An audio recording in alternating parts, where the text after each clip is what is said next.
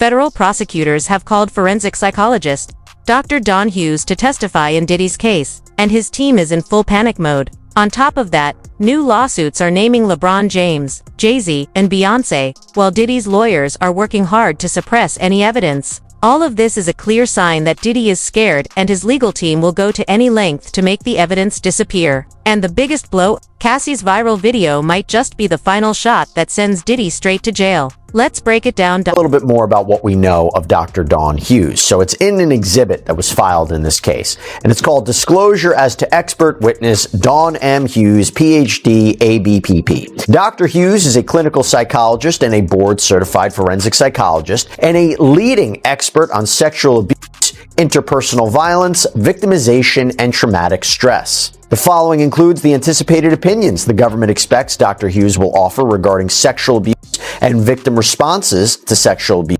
coercive control, coping strategies during and in relation to sexual abuse, delayed disclosure, and memory of sexual abuse. Quote, the government expects that Dr. Hughes will testify about coercive control as a tactic of victimization, i.e. the state to process of becoming a victim, and a strategy to gain dominance across a spectrum of relationships. Coercive control often includes a variety of physical, sexual, and/or emotional tactics that together function. Don Hughes's testimony is expected to be one of the key moments in this case, as she will show that the behavior of Diddy's alleged victims matches what is commonly seen in abuse survivors. Several of the victims stayed friendly with Diddy even after the alleged incidents, something his lawyers are using to argue for his innocence. But according to Dr. Hughes and other forensic experts, this kind of reaction is very common among abuse victims, meaning Diddy's legal team's argument isn't holding up. These alleged victims testify and then have Dr. Hughes potentially explain certain behaviors or actions as evidence of abuse.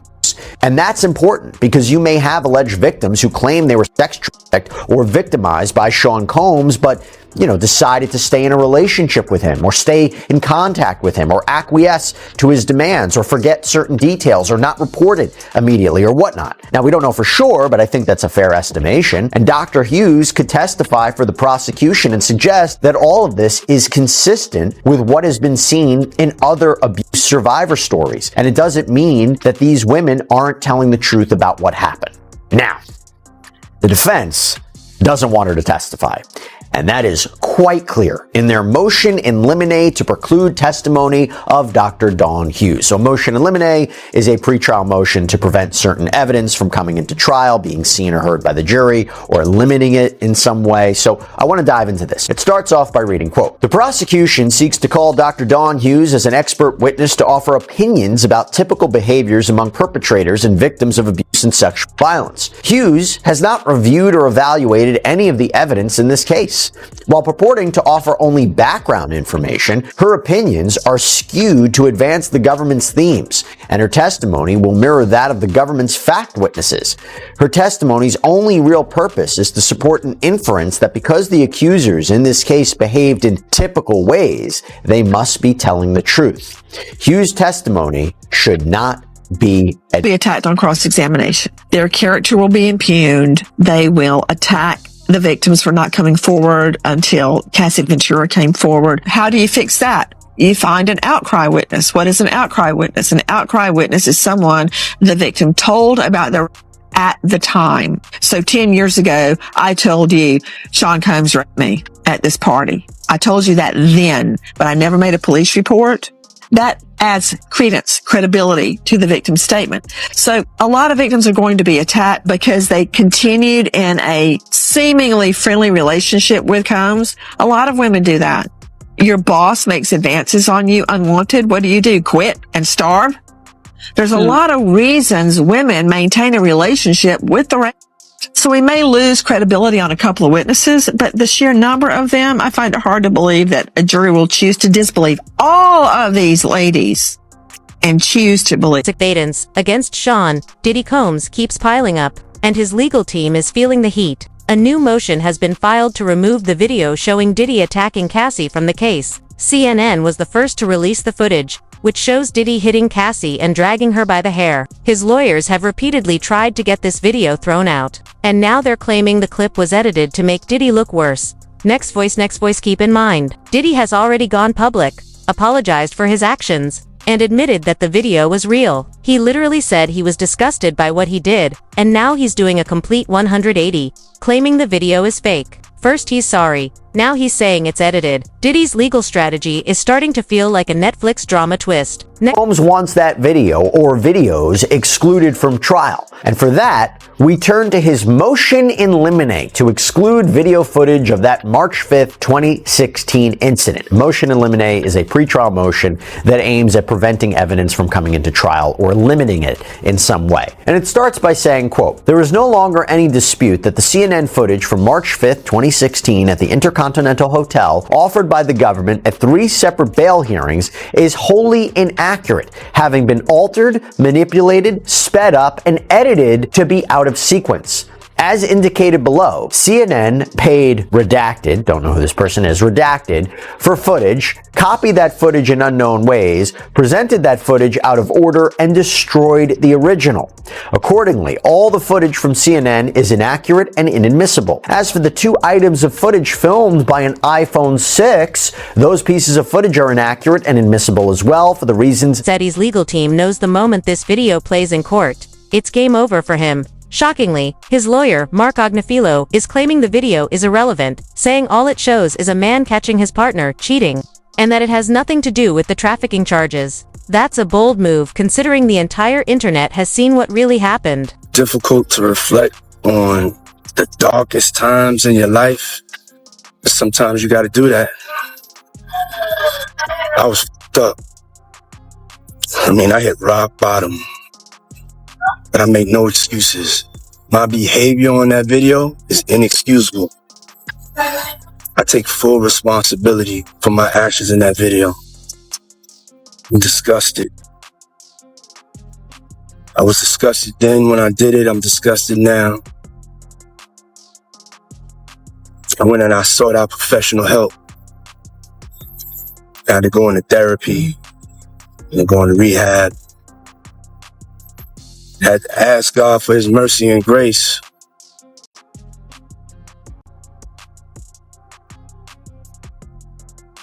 I'm so sorry. But I'm committed to be a better man each and every day. I'm not asking for forgiveness. I'm truly sorry. Showdown in the courtroom over the bombshell video allegedly showing Sean Diddy Combs beating his then girlfriend Cassie Ventura. Now, Diddy's lawyers are arguing to exclude the footage from the rapper's upcoming sex trafficking trial. Legal contributor Brian Buckmeyer joins us now with more on what this could mean for the high-profile case.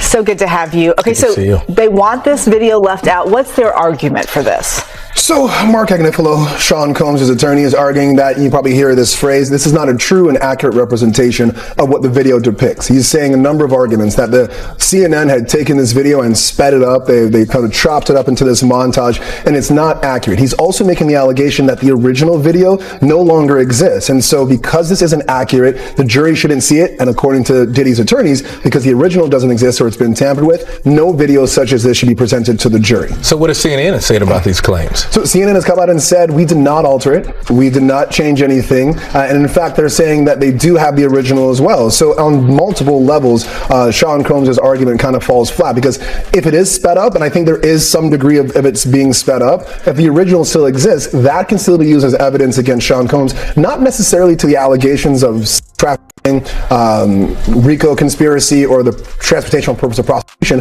but to show that this is a force that it was used to keep victim number one, who we believe to be Cassie in this video, under his control for the purpose of trafficking. And this lawyers aren't stopping. They've now filed motions to throw out everything collected during the mansion raids. This time, they're arguing that the search warrants were illegal, which means all the seized tapes and even the baby oil should be tossed out as evidence. Looks like they're trying to erase the whole raid like it never happened. Is to hold a hearing. And at this hearing, Combs explains that his team wants to call a forensic video analysis named Connor McCourt to show that this video evidence is inaccurate. Sean Combs' defense team argues the videos are unreliable, that they would unfairly confuse and mislead the jury, that they would be more prejudicial to Combs than it would provide any kind of relevant or probative value for the prosecution's case.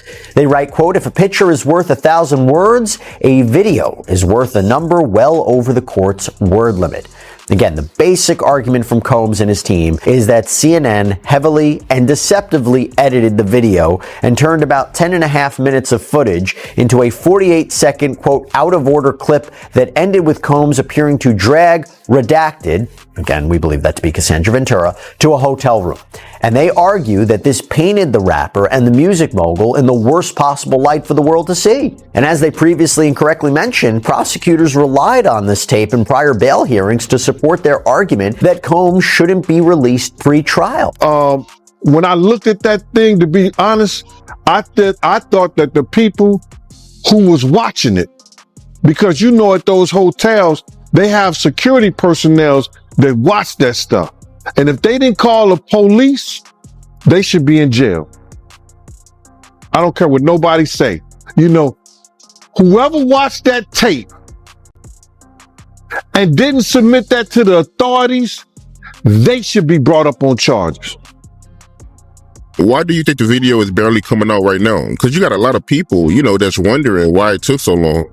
First of all, they know that Puff probably paid the security personnel, like, because he knew it was on camera. When he made it to the hallway, when she made it to that phone, once that phone picked up, that's going straight to security. That's for emergency purposes only. So either the concierge or somebody that's handling emergency type situations when she picked up that phone. So now, Puff probably had somebody pay them off. 9 times out of 10, he had somebody pay them. If trying to bury the evidence wasn't enough, Diddy's lawyers are now pulling the race card. Court documents reveal they're arguing that prosecutors are only targeting Diddy because he's a successful black man. But here's the problem. Blaming the prosecutors and crying foul isn't exactly illegal. Defense that's going to hold up in court. Diddy Combs looking to suppress evidence in his federal trial. Senior investigative correspondent Aaron Katursky is back with the story. Good morning again, Aaron. And to you, Michael. You'll remember federal agents from Homeland Security Investigations were hardly shy when they raided Sean Combs' opulent homes in Los Angeles and Miami, guns drawn. The jailed music mogul now argues those searches and other searches of his iCloud accounts, electronic devices, and New York City hotel room following his arrest were unconstitutional. His lawyers argue evidence obtained through those searches must be suppressed. Diddy's lawyers say the government presented a grossly distorted picture of reality when applying for the search warrants, omitting certain facts and including salacious details from an unnamed producer that were never credible. Combs has pleaded not guilty to racketeering, conspiracy, sex trafficking, and prostitution charges. The defense is also arguing here his ex-girlfriend, Cassie Ventura, was a willing participant in drug-fueled sex performances called freak-offs, not coerced, as prosecutors allege. This latest challenge to his case comes 3 months before trial, and as Combs loses one of his attorneys, Anthony Rico says under no circumstances can he continue to represent Combs. He offered no details about that decision, Robin. Okay. All right. Sethy, know that unless all this evidence magically disappears, there's no way Diddy is walking away free. This is the same guy who was desperately filing bail requests week after week to get out of jail. And now he's suddenly cool with waiting 2 more months for trial. That's not confidence. That's damage control.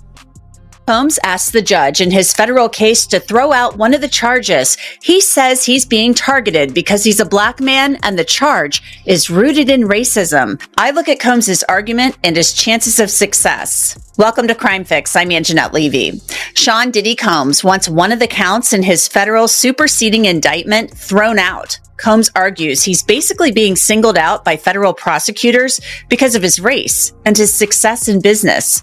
The charge he wants the judge to toss is count 3. Diddy's defense seems to be gearing up toward his alleged criminal conduct wasn't criminal. It was his personal business of what was going on in his bedrooms or hotels or wherever the freak-offs occurred. So they're saying that count 3 wasn't transportation to engage in prostitution, but was just him using escorts, male escorts at that, to bring in as a third with his girlfriends. Whereas the government's theory of the case is Diddy used force, fraud, and coercion to make his alleged victims have sex against their will in his freak-offs that he recorded for his own pleasure. Now, Diddy pleaded not guilty to all his charges, hence why the case is... Their lawyers have already figured out that Diddy's case is a sinking ship. Anthony Rico, one of Diddy's top attorneys, quit after filing a motion saying he could no longer effectively represent him. And here's the kicker. Right around the time Diddy got charged, his longtime law firm, Grubman Shire, Meiselas and Sachs, dropped him as a client after more than 20 years. The moment the federal lawsuit hit, they were out. That says everything about how bad this case really is.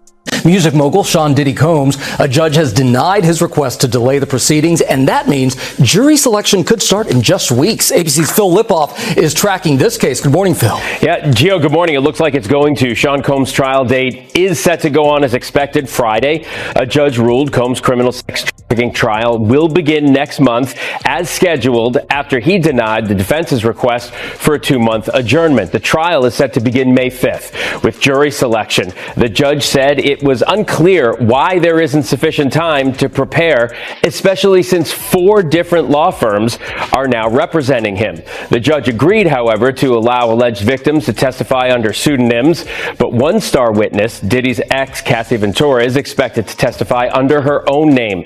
She filed, you'll remember, a quickly settled civil lawsuit against Combs. The judge agreed with a defense request to receive outtakes of interviews conducted for a documentary produced by Warner Brothers. Those interviews were conducted with potential trial witnesses. Combs appeared in Jailhouse Beige on Friday and was given a moment at the end of the hearing to communicate with his mother and one of his sons. He told them, "I love you and we're good." He has pleaded, we should mention, not guilty to all 5 federal counts and maintains his legal team is getting a little smaller as the rap mogul's defense team prepares for his May trial on sex trafficking charges. His attorney, Anthony Rico, respectfully but regrettably requested to be dismissed from his role, according to documents obtained by NBC News. Rico, who is one of 6 attorneys on the case, requested in the February 21st filing to withdraw as representation because, quote, "Under no circumstances can I continue to effectively serve as counsel for Sean Combs, consistent with the ABA standards for criminal justice." The motion continues, quote, "While I'm aware that the local rule requires that an application for withdrawal of counsel is supported and granted only upon a showing by affidavit or otherwise of satisfactory reasons for withdrawal, there are sufficient reasons related to the protections afforded by the attorney-client privilege for brevity in my application for withdrawal as counsel in this case." So the high-powered law firm of Grubman, Shire, Meiselas, and Sachs has dropped Combs as a client. Now, this is the firm of Alan Grubman, who is a very prominent entertainment lawyer that represents some very big names. The Weeknd, Madonna, Chris Brown, Paul Simon, Usher, Bruce Springsteen. In fact, by the way, Alan Grubman was inducted into the Rock and Roll Hall of Fame. He actually helped found that back in the 1980s. So, gives you an idea about how big of a powerhouse this firm is. Now let's go back to Sean Combs. So the rumor circulating is that this firm did this because singer and actress Lady Gaga had threatened to leave the firm unless they parted ways with Combs. This is according to reporting by News Nation. And it's a big deal because the rapper and producer had apparently been with Grubman's firm for over 20 years. He was friends with Alan Grubman by all. It. No extra additions, just clean rewrites exactly matching what you send. An attorney walking away. Sometimes it's because they don't get the lead chair or one of the lead chairs. Sometimes it's because a client is lying. Sometimes it's because they believe wholeheartedly that the client is going to be guilty and they don't want to be associated with that guilt because that's a loss on their record.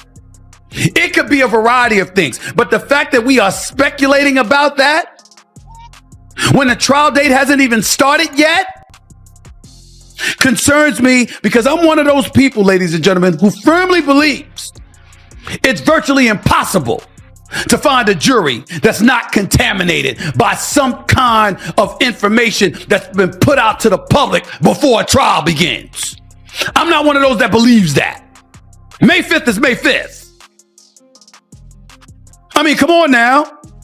That's more than 2 months away.